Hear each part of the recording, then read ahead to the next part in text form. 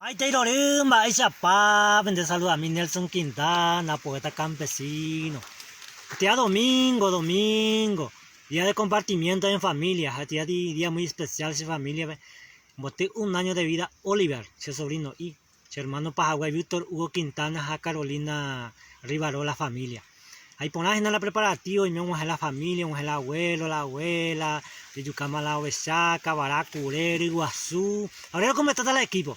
Luego hasta a veces Cocueve a producir que abastí. Yo te la chipa Guazú. Ahí por ahí te la abastí.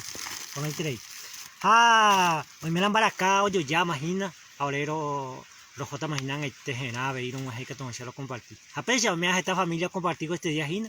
Vamos a hacer más te hija, vamos a pequeña me graba sublime canción de mi tierra adentro, y en el libro Chococuesa Pucaibe, se te voy a iba iba te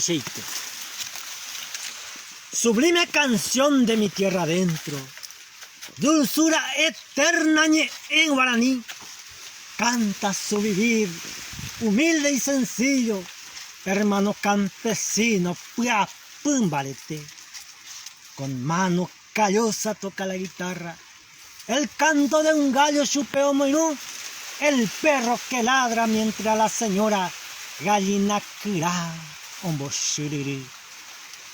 Debajo de un árbol y colabuá, apucapucube oye guapupa, una ronda de trago, una canita, ayero que peñaro cuemba. En la vida sencilla reina la armonía. En el campo existe reciprocidad.